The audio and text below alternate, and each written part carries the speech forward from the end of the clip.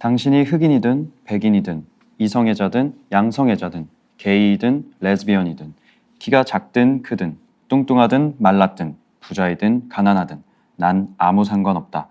당신이 내게 친절하면 나 역시 당신에게 친절할 뿐이다. 네, 이 말은 흑인들이 점령하고 있던 힙합 음악계에서 살아남은 정도가 아니죠. 완전히 장악을 해버린 명실상부 세계 최고의 래퍼, 세계 최고 인기의 힙합 아티스트로 성공한 슈퍼스타 에미넴의 명언입니다. 네, 에미넴의 Lose Yourself에는 이런 가사도 나옵니다. 어색하지만 제가 랩 가사를 한번 읽어보겠습니다. 네, 지금 당장 이 음악에 몸을 던져 그걸 지배하는 순간을 절대 놓치지 말아야 해. 단 한 번뿐이야. 이 기회를 날리지 마. 이런 기회는 일생에 단 한 번만 찾아온다고. 네, 에미넴의 이 노랫말처럼 일생에 단 한 번뿐인 위대한 체험에 기회에 몸을 던져 전태일기념관에서 개최한 제2회 아름다운 청년 전태일 힙합 음악제에서 최종 3인 수상자 중에 한 분 송우현님, 그리고 본선 진출자 김대웅님, 조준상님, 이렇게 세 분 태일의 음악다방 오늘의 초대 손님으로 모셨습니다. 안녕하세요. 네, 어서 오세요. 안녕하세요. 안녕하세요. 반갑습니다. 일단 세 분 모두 축하드립니다. 이번 전태일 힙합 음악제에 참여하게 되신 동기나 계기, 어떤 사연이 있었는지부터 세 분에게 먼저 처음 질문 드리도록 하겠는데요. 자기소개도 같이 한번 해주시면 감사하겠습니다. 네. 네, 반갑습니다. 저는 음악 만들고 글 쓰고 있는 송우현 코코펠리라고 합니다. 네, 전태일 힙합 음악제는 일단 제 음악을 더 많은 사람들한테 들려줄 수 있을 것 같은 게 제일 첫 번째였고요. 그리고 주제 의식도 조금 다른 대회들에 비해 명확하게 있는 것 같아서 그런 지점이 저한테 많이 플러스가 되지 않을까 생각이 들어서 참여를 하게 됐습니다. 네, 잘 들었습니다. 네, 안녕하세요. 저는 김대웅이란 이름이고 이제 활동명은 알립인데요. 이 전태일 힙합 음악제에 참여하게 된 계기는 사실 생활비 목적이 강했었어요. 네. 1등 할 자신감이 있어서 나갔는데 1등은 못했어요. 아, 네. 안타깝지만 그래도 이 기회로 전태일이라는 사람이 어떤 활동을 했고 어떤 정신으로 살아가는지 되게 알게 돼서 앞으로의 인생에 있어서 정말 많은 에너지를 받았던 것 같습니다. 아, 네. 네, 저는 에임이라는 랩네임으로 활동하고 있고요. 저도 코코펠리님과 좀 제일 비슷한 계기로 힙합 음악제에 참가했고, 저도 그 주제가 좀 제일 마음에 들어서 살아서 싸워라 이런 내용이 좀 뭔가 래퍼 입장에서는 뭔가 조금 더 참가하고 싶은 마음을 주는 계기였던 것 같아서 참가하게 됐고, 저도 이번에 많이 배워서 참 좋았습니다. 네, 반갑습니다. 네, 세 분 잘 들었습니다. 네, 힙합하면 떠오르는 생각이 가장 핫하다, 가장 쿨하다, 솔직하다, 직선적이다, 세계적이다. 그리고 또 뭐가 있을까요? 뜨거운 감자처럼 호락호락하지 않은 젊은 날의 저항의 시선이 느껴지는 음악이라고 생각을 하는데요. 세 분이 생각하는 힙합의 매력, 어떤 점이 자신의 청춘을 힙합에 투신하게 됐는지 랩네임 코코펠리 송우현님부터 이야기해 주세요. 네, 저는 힙합이라는 문화가 말씀하셨듯이 되게 힙합이 갖고 있는 어떤 멋이 되게 강하게 느껴지잖아요. 그러니까 그것에 대해 정확하게 알 수 없더라도 모르는 사람들이 그냥 힙합 음악을 들었을 때 느껴지는 되게 자신감에 차 있는 모습이라던가 그들이 보여주고자 하는 멋이 되게 확실하다고 저는 느꼈거든요. 많은 사람들이 아마 그런 걸 느끼기 때문에 이제 지금 힙합이 이만큼 커진 거라고 생각을 하고 저도 그런 것에 되게 매력을 느껴서 시작을 했습니다. 네. 네. 이번엔 알리비스웰 김대웅님께서 언제 어떻게 해서 힙합 아티스트가 되었는지 그 사연을 얘기해 주시죠. 사실 힙합 아티스트라고 하면은 되게 감투 같은 느낌이라서 좀 많이 민망한데 네. 그냥 저는 이 힙합 음악을 일기 쓰듯이 계속 그냥 곡을 계속 만들어냈어요. 이거는 그냥 감정에 솔직할 수 있어서 그리고 그게 우울한 거든 뭐든 그냥 할 때 재미있게 들리고 재미를 따라갈 수 있어서 시작을 하게 됐는데 이걸 하다 보니까 지금 여기까지 오게 됐어요. 네, 네, 감사합니다. 감사합니다. 네, 이번엔 랩네임 에임 조준상 님이 내가 만난 힙합에 대한 첫인상, 매력을 이야기해 주세요. 네, 저는 사실 원래 힙합을 접하기 전에는 약간 발라드 위주의 노래를 좋아했었는데 네, 거기서만 담지 못하는 발라드에서 많이 그런 얘기하는 사랑 노래가 아닌 뭔가 삶에 대한 이야기를 많이 다루는 그런 힙합 음악 때문에 많이 거기서 매력을 솔직한 그런 부분에 대해 많이 매력을 느껴서 힙합을 시작하게 된 것 같고요. 네, 그게 저에게는 제일 큰 매력이지 않을까라고 생각합니다. 다양한 주제를 풀어서 얘기할 수 있는 솔직한 얘기 감사드립니다. 네. 네. 이번에 제가 전태일 힙합 음악제 자료를 이제 살펴보면서 이제 조준상님께서 자신을 표현하는 한마디로 용산의 용산다라고 말씀을 하신 걸 봤고, 그리고 버거집 에미넴 이런 얘기를 이제 들었는데요. 이에 대한 얘기 한번 들려주시죠. 네, 사실 제가 이런 별명 짓는 그런 재능이 없어가지고 네. 이제 친구들한테 이렇게 물어봤어요. 뭘 할까? 근데 제가 지금 용산구에 이제 해방촌이라는 동네에 살고 있는데 네. 그쪽에 수제버거집에서 일을 하고 있어가지고 네, 그래서 버거집 에미넴이 거기서 친구들이 이렇게 장난삼아 지어줬던 거였고 네. 네, 저도 지금 일을 하면서 또 오늘 이거 끝나고 또 바로 일하러 가야 되는데 아이고, 네. 네, 그거 거기서 나온 거였고 용산에 용산다는 그 곡에 나오는 어떤 가사가 있는데 이번에 본선에서 했던 그 곡에서 이제 힙합은 용나는 개천이라는 가사를 쓴 게 있었는데 네. 거기서 약간 차 안에서 약간 네, 그런 별명을 지었네요. 네. 용산의 용산다가 그럼 어떤 네, 대표적인 네. 어떤 펀치라인이라고 할 수 있겠네요. 약간 언어 유희가 들어가죠. 네, 약간 네. 잼민이 같긴 한데 들어보도록 하겠습니다. 예. 매력 있네요. 감사합니다. 네, 저도 제 2회 전태일 힙합 음악제 자료를 보다가 김대웅님에 대해서는 맨발의 퍼포먼스와 매력적인 허스키의 저음이라는 소개가 있었습니다. 게다가 독특한 인터뷰 화법이 뭐지? 라는 생각도 들었는데요. 이런 자신을 바라보는 시선에 대한 본인의 생각 듣고 싶습니다. 저는 일단 목표가 60억 인구 친구하기가 목표인데 오, 그래서 뭐 좋게 봐주면 좋겠지만 안 좋게 첫인상이 안 좋아도 뭔가 친구로 만들고 싶은 그런 욕심이 있어요. 그래서 뭐 어떻게 생각하든 상관도 없고 눈치 안 보는 연습을 되게 많이 하고 있습니다. 네. 네, 부러운 부분인 것 같아요. 눈치 안 맞습니다. 본다는 게. 그렇죠. 네. 이번엔 또 송호연님 이야기를 빼놓을 수가 없는데요. 앨범도 한 장 발표하셨다고 들었는데 어떤 앨범인지 한번 소개 부탁드리고요. 또 자료를 보니까 이번 앨범이 사회 비판적이고 뚜렷한 자기 주관이 담겨 있다라고 이렇게 되어 있었는데 이런 자신의 모습에 대한 답변도 부탁드립니다. 네, 일단 앨범은 제목이 Overthinking 2라는 앨범이고요. Overthinking이라는 단어가 원래는 이제 뭐 과한 생각, 좀 망상 이런 뜻인데 저는 그거를 되게 깊게 생각한다, 깊게 사유한다라는 어떤 뜻으로 사용을 했고요.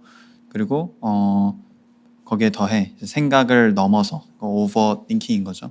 생각을 넘어서 할 수 있는 것들을 찾아 나간다. 뭐 이런 이야기를 담은 시리즈 앨범이에요. 그래서 네. 오버띵킹 1의 주제는 제가 랩을 계속 해오면서 느꼈던 가장 큰 고민 중 하나를 주제로 잡았었는데 랩 가사가 더 중요한가? 아니면 랩의 어떤 기술적인 면이 더 중요한가? 이런 큰 주제로 앨범을 만든 게 있었고요. 그래서 이번에 발표한 2는 힙합이라는 문화가 갖고 있는 어떠한 되게 남성적인 면이 있거든요. 그러니까 굉장히 되게 소수자들의 음악으로 시작한 문화임에도 불구하고 그 안에서 되게 성소수자들이라던가 여성들을 차별하는 내용의 가사들이 되게 많이 쓰이고 그런 게 하나의 문화처럼 자리 잡은 면이 있거든요.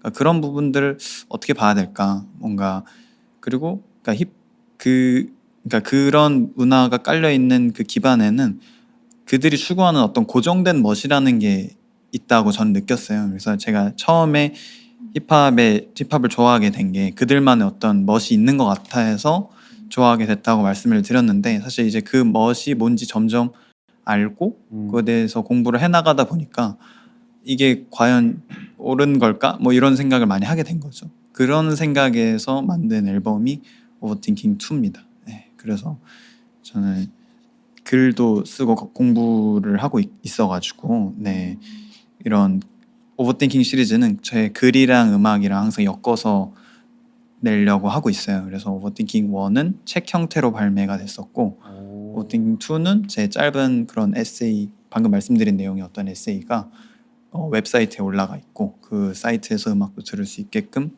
소개가 되어 있습니다. 네. 네. 한번 살펴보도록 하겠습니다. 네. 미국 뉴욕에서 탄생한 스트리트 댄스인 브레이크 댄스는 비보잉, 브레이킹이라고도 불리는데 이 춤을 출 때 배틀을 하고 그게 묘미인 것 같습니다. 그렇죠. 네, 물론 랩을 할 때도 배틀을 하면서 열기를 뿜어내곤 하죠. 오늘 잠시 랩 배틀까진 아니어도 각자의 가장 자신 있는 벌스를 한번 요청해봐도 될까요? 그렇죠. 뭐 이제 이왕 또 나오셨으니까 이제 네, 한번 본인의 보여드려야죠. 아이덴티티를 좀 나타낼 수 있는 그런 어떤 대표적인 벌스 같은 거를 부탁드리고 싶은데 혹시 어느 분 먼저? 역시 가위가위보죠. 에임님이 마이크를 채가셨는데 네. 자신감 있게 또 처음으로. 가위바위보? 맞아. 네. 다 해는 거죠? 네. 그러면 감사드리죠.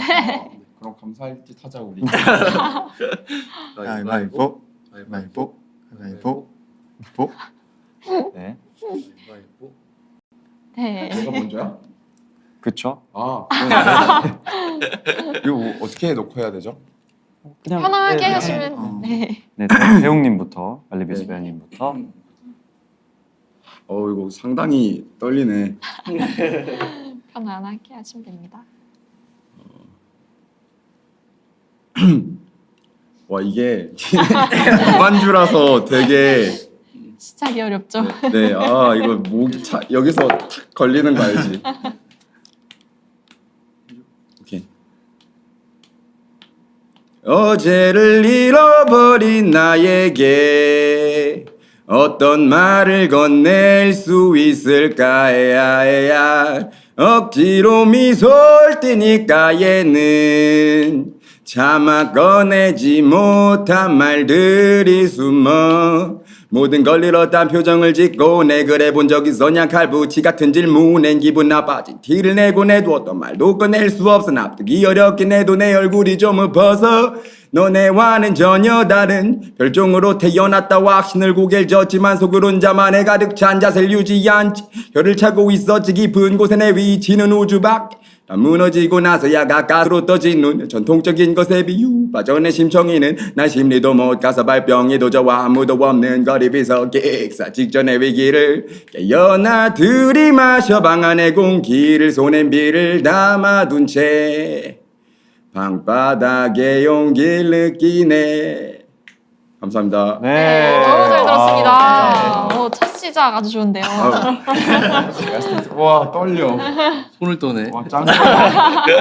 지금 제가 쇼미더머니 1차 심사위원 되는 기분이어가지고 맞아요, 되게 저도요. 새로운데요. 준상님, 에임님 차례가 왔네요. 부탁드리겠습니다. 편안하게 하시면 됩니다. 네, 좀 이렇게 막 흥나는 분위기라. 괜한 부담감이 생기네 이게. 네, 가사를 좀 보고. 네, 좋습니다. 네.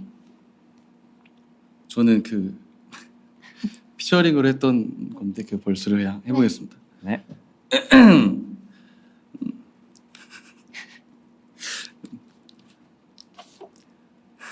딱 걸리네 이게. 그러니까. Yeah. 다 됐고 I'm just rapper 그냥 step on this paper 위뱉던 말을 재편해 불지편의 이빨 속엔 와염도 단을 가열해 나열해 이건 firework Like 베를린의 아비리전 이념 다른 이구의 한 집살인 이굴 My life is limbo 이명과 바꾼 필요하건 내 가사에 미친 시련과의 치정 말이 없는 기절 멀리 보라던 말들 한 치 앞이 사투운데 편리한 그 자문은 달리 없지만 잠은 조식 내 휴식을 소식해 날 이어달리기 안 뒤지 비례 아랜 띠리 나는 지킬의 나이를 분리된 나는 멀리의 낮은 진심의 나를 지키는 사역 1인 다역 1임하여 멀미게 나는 도시에 굽신된 내 가는 부식 여기에 나 소년인 채 죽길 부디. 여기까지 하겠습니다. 네. 빠져드는 보이스를. 네, 저도 간단하게 하겠습니다.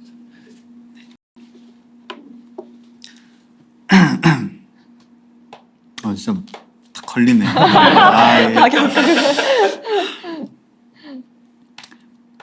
구제 입은 소년의 폼은 구제 불능 명품은 못되니까 다시 찾아보자 마 귀티는 하늘로도 가끔 괜찮은 게 보여 다르들을 가시 매달 매주가 유레카 그리고 지금은 season of 60% while they cannot all that die show me 할 때까지만 사실 별 차이는 없었더들 그냥 뭐라도 된 것처럼 it's just love of my mind 그러다 보면 될 거라고 난 배웠네 힙합이 거루 중이병 다를 게 없고 재활치료는 게 빡세 다들 금융 치료 중독에 약 바로 원했었고 지금도 원해 이등 말도 뭣도 챙기고 싶었지만 무슨 수동적인 건 난 항상 자기 위로밖에 고등 래퍼들아 헷갈리지 말고 잘 들어 ST의 와 책장 뒤에 오, 쇼미더머니 감사합니다. 아니죠?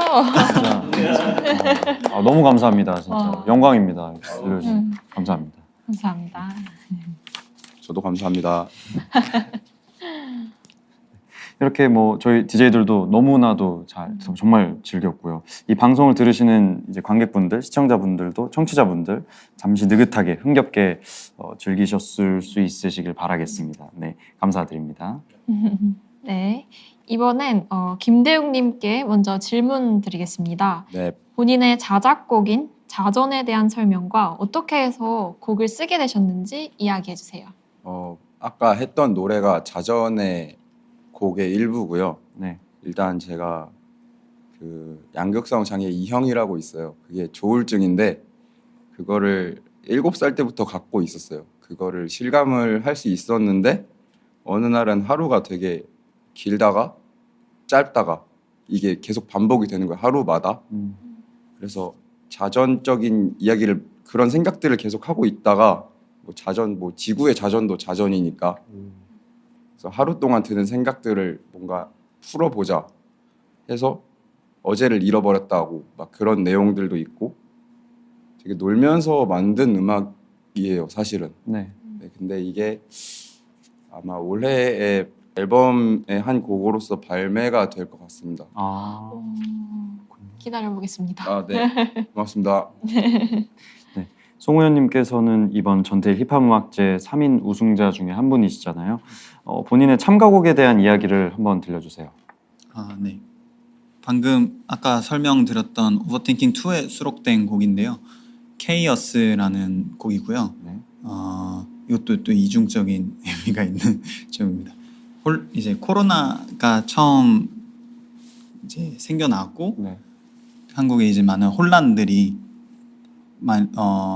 많이 생겼을 때 썼던 곡이에요. 그래서 뭔가 K 방역이라는 어떤 바이러스와의 전쟁이라는 큰 어떤 타이틀 앞에서 뭔가 놓치고 있었던 게 있지는 않을까 이런 생각을 하면서 썼던 곡이고요. 그래서 뭐 언택트 시대라고 하지만 접촉을 해야 될 수밖에 없는 노동자분들이라던가 돌봄 노동을 계속 감행해야 할 수밖에 없는 여성분들이라던가 그런 분들의 이야기를 그런 분들의 이야기가 조금 무시된 채 어떤 방역이라는 큰 커다란 전쟁이 그냥 일어나고 있는 게 아닌가 그런 지점에 대해서 다시 생각해 봤으면 좋겠다는 맥락에서 썼던 곡입니다. 그래서 그렇게 코로나로 인한 혼란이 있었던 한국에서의 우리, 그래서 K였으면서 K-어스인 거죠. 네, 그래서 K. 혼돈 케이크하우스. 네, 오. 와, 머리 진짜 좋아. 네, 그럼. 같은 질문이 되겠지만 조준상님께서도 이번 전태일 힙합 음악제 참가곡이었던 미안해. 가사를 보면 나는 두산이 어깨에 솟은 낙타, 사하라 사막 위에 반을 찾는 딴따라 이런 표현이 나오는데요. 조준상님, 자작곡 미안해에 대한 이야기 들려주세요. 네, 저는 이게 사실 2년 전에 냈었던 그 오피셜 믹스테이프의 타이틀곡이었는데요. 다들 이제 각자 생계를 이어가면서 뭔가 계속 음악적인 활동이나 그런 예술 활동을 하시는 분들도 많고, 저도 이 앨범을 만들 때 가장 좀 치열하게 살고 있던 시기에 뭔가 많이 들었던 생각들을 좀 정리해서 풀어냈던 곡인데요. 네, 되게 네, 큰 부담감 그런 것들 때문에 이제 느껴지는 가족들에게 뭔가 내 길을 찾아가고 있는 모습이 좀 스스로 이기적이라고 느끼면서도 또 아직은 조금 더 이기적일 수밖에 없다는 생각이 드는 나 자신에 대한 뭔가 그런 곡들을 풀어낸 곡이었습니다. 가장 개인적이면서도 그런 네, 안에 있는 솔직한 마음들을 담아낸 그런 네 맞습니다. 네, 그렇습니다. 감사합니다. 일본계 영국인 작가 가조 이시구로는 2017년 노벨 문학상 수상자입니다. 지난 상반기에 작가 가조 이시구로는 한국에서 자신의 소설 클라라와 태양이 번역 출간되면서 이런 말을 했는데요. 세계 문화의 중심지 한국에서 내 소설이 나오는 게 너무 기쁘고 자랑스럽다. 네, 한국의 음악, 영화, 드라마 등 많은 문화예술 창작물들이 세계인들을 설레게 하고 있습니다. 앞으로 한국의 힙합도 빌보드 1위에 오르길 기대해 보는데 세 분은 어떻게 그 가능성을 보고 계신가요? 그리고 각자 세 분의 음악적 목표라던가 꿈, 어디까지 성취해 보겠다. 이런 이야기들을 해주시면 감사하겠습니다. 먼저 송우현님 부탁드리겠습니다. 네, 그러니까 힙합이라는 어떤 음악적 장르가 이렇게 세계적으로 커지고 있는 거는 사실이지만 저는 그러니까 그렇다고 모든 힙합 아티스트들이 잘 먹고 잘 살 수 있을 거라고는 절대 생각하지 않거든요. 그러니까 그렇기 때문에 사실 그런 어떤 잘 팔리는 힙합도 특정 어떤 잘 먹히고 인기가 있는 장르가 따로 있는 거지. 네. 그러니까 모두 힙합이라고 다 퉁쳐버릴 수는 없다고 생각을 하거든요. 그러니까 그렇기 때문에 저는 저도 그들을 보면서 되게 원대한 꿈을 갖고 시작을 했지만 지금에 와서는 그렇게 원대한 꿈이 남아있지는 않은 것 같아요. 그래서 그냥 어떻게든 내가 그래도 음악을 만들고 내 가사를 쓰는 게 되게 즐거우니까 이 일을 그냥 어떤 식으로든 이걸로 돈을 못 벌더라도 지속을 할 수 있으면 좋겠다고 생각을 하고 있고요. 물론 이걸로 돈까지 벌면 제일 더할 나위 없겠죠. 네, 그런 게 사실은 현실적으로 좀 힘들다는 생각을 많이 하고 있어요. 그래가지고 그냥 어떤 제 목표라고 한다면 그냥 꾸준히 계속 음악을 할 수 있는 것, 다른 일을 하면서도 제가 음악을 만들 수 있는 시간이 있고 뭔가 이거를 계속 지속할 수만 있다면 저는 되게 좋을 것 같다는 생각을 많이 합니다. 그런 마음들이 계속 지속되고 되면서 또 멋진 그런 또 예술들이 만들어지는 거 아니겠습니까? 그렇죠. 맞습니다. 그렇죠. 그래서 이제 전태일 힙합 음악제 같은 것들도 좀 더 변방에 있는 힙합 아티스트를 많이 비춰주는 대회라고 저는 생각을 했거든요. 그래서 되게 고맙기도 하고 이런 게 더 많아졌으면 좋겠다는 바람도 좀 있습니다. 네, 감사합니다. 이번에는 조준상님 대답도 한번 들어보겠습니다. 네, 저도 각자 뭔가 다양한 색깔로 음악하시는 분들이 많다는 것을 또 이번 음악제를 통해서도 많이 느껴서 네, 그 모두가 그런 빌보드 1위라든지 그런 취향의 문제가 다 있기 때문에 할 수는 없지만 좀 그리고 또 이렇게 음악적이나 아니면 다른 예체능 종사하시는 분들 중에서는 현실에서 오는 압박감이나 이런 것 때문에 좀 정신적으로 많이 좀 힘든 생활을 유지하시는 분들도 주변에도 있기도 해서 그런 것들 보면은 조금이나마 저희가 좀 건강하게 예술 활동을 할 수 있는 그런 자리들이 많이 생겼으면 좋겠다는 네, 그런 세계적인 가능성도 중요하지만 개인적인 것에서 시작을 하면 너무 좋지 않을까라는 생각을 하고요. 네, 제 음악적 목표나 꿈 이런 거는 막 이렇게 돈을 물론 많이 버는 것도 좋고 안정적인 생활도 좋지만 일단은 좋은 앨범 그 명반으로 모두는 아니었지만 저는 100명이 좋게 흘려듣는 노래보다는 한 명을 울리는 음악을 하고 싶습니다. 좋습니다. 네. 그러면 이번엔 김대웅님 대답 들을 순서입니다. 네. 저는 일단 한국의 힙합이 빌보드 1위에 오르는 것이 가능하다고 생각이 드는데 이게 뭐 세상에 안 되는 일은 없다 주의라서 그렇죠. 네. 뭐 누가 갑자기 한국 사람이 미국 대통령 할 수도 있는 거고 그럼요. 저는 이걸 정말 가능성이 있다고 보고요. 일단 음악적 목표나 꿈 아까 말씀드렸던 것처럼 60억 인구 팔로워 이거가 꿈인데 이거를 하려면 돈이 있어야 되잖아요. 그래서 일단 뭐 생활할 정도의 수입만 있어도 사실 상관없고 제가 더 많이 바쁘게 움직여야지 이룰 수 있을 꿈이라서 어떻게 보면 저한테는 이제 음악이 돈을 버는 수단일 수도 있어요. 그렇죠. 근데 재미있게 버는 계속 한량처럼 살고 놀러 다니면서 꿈을 이뤄 나가는 그런 그림을 보고 있습니다. 사실 좋아하는 거를 하면서 돈까지 벌고 밥도 잘 사 먹는다. 네. 그러니까 배고픈 소크라테스가 아닌 배부른 배부른 간. 뭐 칸트다. 울기도 많이 놀아야 네, 되고. 네, 맞아요. 정말 어떻게 보면 진짜 이상적이면서도 너무 행복한 그런 맞아요. 세상이 되지 않을까 싶습니다. 네. 네. 그렇습니다. 해바라기 그림으로 유명한 고독한 천재 화가 빈센트 반 고흐는 평생 단 한 점의 그림도 팔리지 않았다고 하는데요. 그래서 형에게 희망을 주기 위해서 고흐의 이제 동생이죠. 테오가 손님을 가장하고 대신 형의 그림을 몇 점 사준 적도 있다고 하네요. 그래서 아무튼 빈센트 반 고흐가 가장 좋아하고 영향을 받은 화가는 프랑스 농촌 풍경을 많이 그린 밀레였는데요.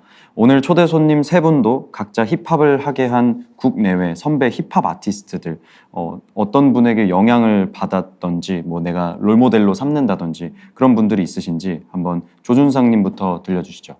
네, 저는 여기 있는 친구들도 다 비슷하겠지만 아무래도 좀 다를 수도 있겠구나. 네. 네, 저는 한국의 그런 한국 힙합을 처음 접하면서 네, 힙합에 대한 좀 영향을 많이 받게 됐고 그 중에서도 저는 다이나믹 듀오의 음악에서 네, 처음 힙합을 하게 된 계기가 좀 됐고요. 그러다 보니 좀 더 제 삶에 있는 얘기들을 많이 하고 싶다는 생각을 많이 하게 됐고 그리고 알리처럼 약간 친구? 어떻게 보면 제 음악이 뭔가 사람들한테 친구가 됐으면 좋겠다. 비슷한 같이 가는 네, 느낌. 같이 가는 그런 느낌을 주는 그런 얘기들을 하는 음악이 되고 싶다는 생각에서 다이나믹 듀오의 영향을 좀 많이 받았던 것 같습니다. 네. 네. 그럼 이번엔 김대웅님이 좋아하는 힙합 아티스트 어떤 이야기가 있을지 궁금합니다. 이게 사실 질문이 되게 모호한 게 저는 힙합 아티스트들을 좋아하지만 막 엄청 저 사람처럼 돼야지 이런 건 한 번도 없었거든요. 네. 그래서 저는 어렸을 때부터 김광석 님이랑 김현식 님 노래를 되게 많이 들었는데 그 전인권 님도 옛날 노래들을 엄청 많이 들었어서 사실 그분들도 뭔가 정신적인 장르라고 하면 힙합이라고 볼 수 있는데 동의합니다. 네. 그렇죠. 그래서 이거가 좀 애매한 질문이어서 저는 김현식 님 영향을 엄청 많이 받고 그 가사 쓰는 것도 뭔가 맨날 라이브도 다르게 하셨다고 그럼요. 들었어요. 그렇게 막 그분도 재미를 따라가는 사람이라는 게 너무 느껴져서 저는 김현식 님 선택할게요. 근데 갑자기 알리비스웰님이 보컬로 부르시는 김현식 선생님의 노래가 너무 궁금해요. 너무 지금 할까요? 한곡 청해 불렀다. 가능하신가요? 그럼요. 제일 좋아하는 네. 트랙이 어떤? 저 내 사랑 내 곁에 진짜. 그 노래 압니다. 그러면 가사 좀 봐도 될까요? 그럼요. 제가 좀 원래 아는데 떨려서 까먹는 거 알죠? 벌써부터 소름이 돋을 것 같은데. 뭐가 잘 해주라. 진짜 또 떨려. 어떡해. 나의 모든 사랑이 떠나가는 날이 당신의 그 웃음 뒤에서 함께 하는데 철이 없는 욕심에 그 많은 미련에 당신이 있는 건 아니겠지요. 더 할까? 감사합니다. 좋다. 와. 너무 좋아요. 다음 좀 풀 버전으로도 듣고 싶어요. 다음. 그러니까요. 그럼 다음에 꼭 해드릴게요. 네, 다음에 꼭. 앨범에 이렇게. 섞어서 네. 네, 감사드립니다. 그러면 꼭 하겠습니다. 갑작스러운 라이브 요청에도 네. 응해주셔서 감사합니다. 아, 그럼요. 우현님께서도 답변 부탁드립니다. 네, 저도 방금 이제 알리 형이 얘기했듯이 되게 힙합 말고도 힙합을 되게 좋아하지만 말고도 되게 다양한 아티스트들의 영향을 많이 받은 것 같아요. 그래서 제가 개인적으로 되게 영향을 많이 받았다고 생각하는 사람들은 그 저만의 어떤 그 계보가 있는데요.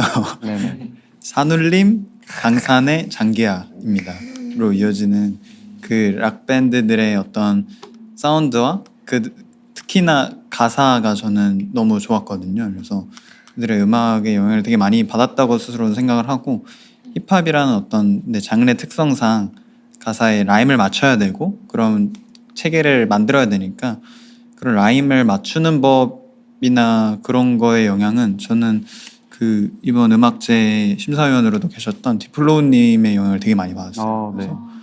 그래서 디플로우님이나 뭐 팔로알토님 이런 분들의 라임을 쓰는 방법을 되게 많이 영감을 받고 공부를 많이 했습니다. 네, 그렇게 얘기할 수 있겠네요. 저도 강산의 선생님을 되게 좋아해가지고 막 머리도 비슷하게 따라한 적이 있었어요. 완전 좀 길러가지고 막 했던 적도 있고. 산울림 선생님, 혹 제일 좋아하시는 산울림 선생님들의 노래가 트랙이 어떤 게 있을까요? 저는 고르기가 너무 힘든데 그래도 꼽자면 그래도 꼽자면 너무 어려운데요. 내 마음의 주단을 깔고를 어, 뽑을 것 같기도 하고 나 어떻게도 너무 좋고 네, 제가 노래 들을 때 앨범 하나를 전체를 다 듣거든요. 네. 그래가지고 2집을 제일 좋아합니다. 사운드리 2집을. 저는 제 탑 2는 지금 생각나는 건 그 친구라는 노래랑 그리고 독백이라는 게 있는데 저 되게 많이 듣고 자주 듣거든요. 그 노래. 지금 그랬습니다. 네. 네, 잘 들어봤습니다. 지금은 타계하셨지만 한국 여성 판소리 명창 중에 한 분 성창순 명창은 소리를 할 때 촌스럽게 해라. 그게 최고다. 이런 말씀과 더불어 무대에서 노래하는데 어느 순간 내 소리가 뻗어나가다 다시 내게 돌아와 팔다리가 되는 순간이 있다. 그 맛은 평생 두 번도 다시 맛보기 힘들지만 그걸 다시 맛보기 위해서 소리의 길을 평생 걷게 된다고 하셨습니다. 네. 아마도 득음한 소리꾼이 맛볼 수 있는 최고의 경지에 도달한 순간을 성창순 명창께서 표현하신 것 같은데요. 오늘 초대 손님 세 분도 그렇게 무대에서 최고의 순간을 맛본 경험이 있을 것 같은데 스스로 소리에 도취했던 순간에 어떤 무대나 그런 순간이 있었는지 예를 들면 그 영화 소울 보시면은 이제 예술가가 이렇게 연주를 하면서 뭐 연주가 아니더라도 어떤 예술가가 자신의 어떤 세계, 자신만의 존에 이렇게 도달하는 어떤 그런 순간을 표현했던 장면이 있었는데 혹시 그런 순간이나 기분이 있으셨는지 송우현님께서 한번 들려주시죠. 저는 그러니까 단순히 음악을 만드는 거랑 무대 퍼포먼스를 하는 거랑은 다른 거라고 생각을 하는데요. 네. 그런 면에서 이제 제가 생각하는 어떤 무대는 그러니까 관객과의 어떤 호흡이라고 생각을 하거든요. 그래서 단순히 일방적으로 제가 어떤 그냥 음악을 들려드리는 게 아니라 그런 걸 같이 즐기고 거기에 뭔가 호응을 하고 어떤 방식으로든 서로의 교감과 호흡을 나눌 때 저는 되게 큰 의미가 있다고 생각을 하고 그런 순간들이 저는 항상 너무 행복했던 것 같아요. 그래서 제가 처음 랩을 했던 것도 학교 막 장기자랑 같은 데에서 축제 때 친구랑 막 했을 때도 그런데 보면 이제 친구들이 호응을 되게 잘해주잖아요. 맞아요. 박수 뭐, 쳐주고. 그쵸. Say yeah 하면 yeah 엄청 크게 해주고 그런 순간들이 저는 항상 되게 짜릿했던 것 같아요. 근데 이제 그 학교 다닐 때 이제 있는 곡으로 했다면 이제 그 호응이 어떤 제 가사 제가 쓴 가사로 그게 호응이 돌아오면 훨씬 배가 되거든요. 그 쾌감이. 그래서 저는 네 그런 순간이었던 것 같습니다. 네 약간 친구들의 도움이 많이 있었지만 제 가사가 어떤 관객의 호응으로서 이렇게 딱 돌아왔을 때 너무 행복하더라고요. 네. 네. 그럼 이번엔 조준상님의 래퍼로서의 최고의 순간 언제 어디서였는지 이야기해 주세요. 네, 저도 물론 무대에서 이제 비록 큰 공연들은 아니었지만 이렇게 작은 뭐 클럽 공연이었든 대관 공연이었든 그런 자리에서 이제 소통하고 이러는 것도 너무 저한테 감격스러운 순간이었고, 그리고 이번에 서게 된 그 전태일 힙합음악제가 어떻게 보면 저에게는 제일 큰 무대 경험이었기 때문에 너무 좋은 경험들이었지만, 저 개인적으로 래퍼로서의 최고의 순간을 얘기한다고 하면은 저는 이제 저희 부모님이 제 앨범을 듣고 그 노래를 좋다 하면서 계속 같이 이제 막 산책하고 다닐 때도 막 트시고 막 이제 그걸- 아들 자랑하시고 뭐 이렇게 막 하시는 그 뭐 뒷모습을 바라봤을 때 제가 느꼈던 그 감정과 그 순간이 저에게는 잊을 수 없는 가장 최고의 순간이었던 것 같습니다. 조준상님 얘기에 이어서 대웅님께서도 래퍼의 최고의 순간 그 이야기 들려주시죠. 저는 사실 이 전태일 힙합 음악제 2회 본선 전날에 이제 연습을 하다가 아니 뭐 엄마한테도 보여줘야 되는 거 아니야? 이 생각이 드는 거예요. 그래서 그냥 영상 통화를 걸고 인사도 안 하고 그냥 바로 노래 2곡을 했는데 엄마가 막 엄청 좋아하는 거예요. 그래서 그때 제일 이렇게 쉬웠던 거 왜 안 했지? 이 생각 들면서 제일 행복했었고, 앞으로 계속 최고의 순간들이 올 것 같은 느낌이 있어서 좋아요. 앞으로 최고의 순간을 더 마주하게 될 날이 남아 있으니까 네, 그쵸. 더 그 기대감이 있으실 것 같아요. 네. 저희 다 그렇죠. 아마. 맞습니다. 네, 전태일 기념관에서 보내드리는 테일의 음악다방.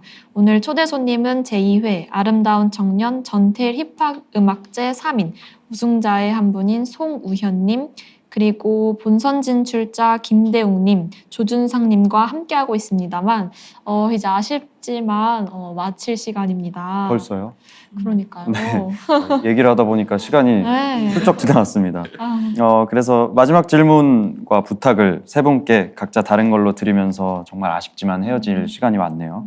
먼저 조준상님이 아름다운 청년 전태일 힙합 음악제에 대해서 이제 또 앞으로 거는 기대, 그리고 힙합 아티스트를 꿈꾸는 대한민국의 힙합 꿈나무들에게 도움말 한 말씀 부탁드립니다.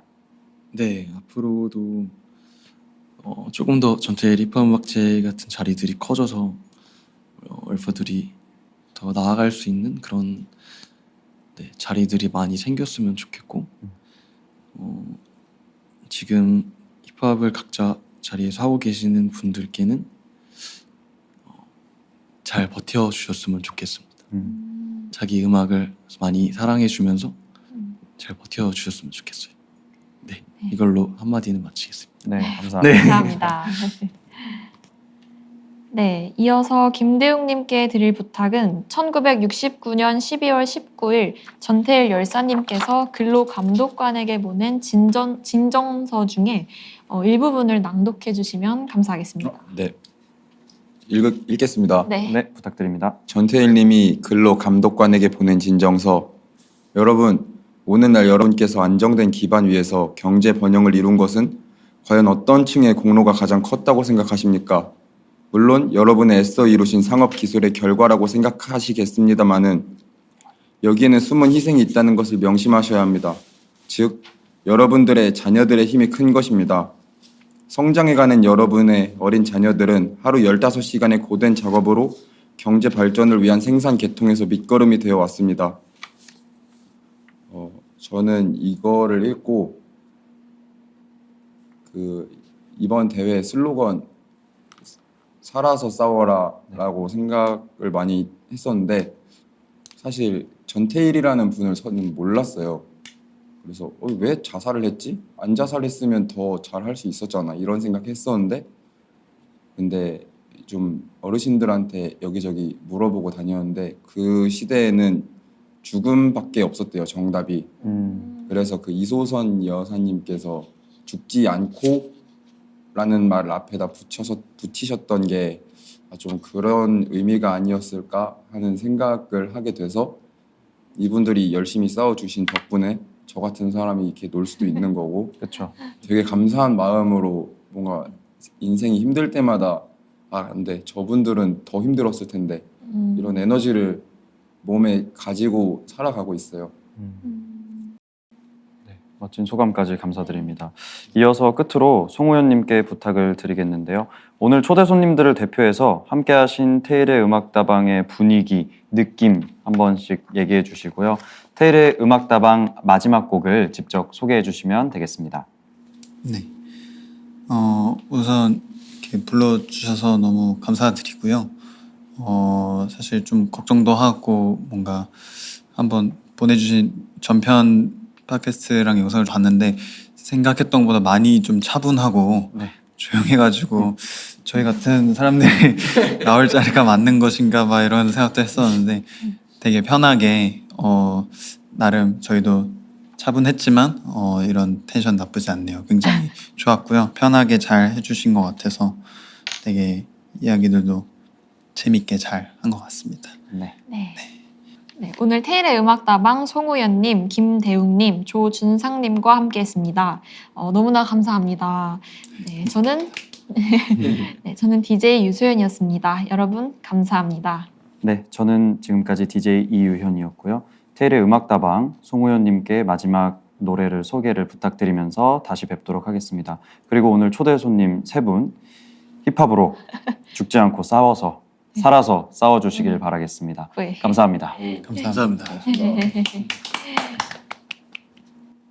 테일의 음악다방 마지막 곡 MC 스나이퍼의 소라 소라 푸르른 소라 들려드리면서 마무리하겠습니다.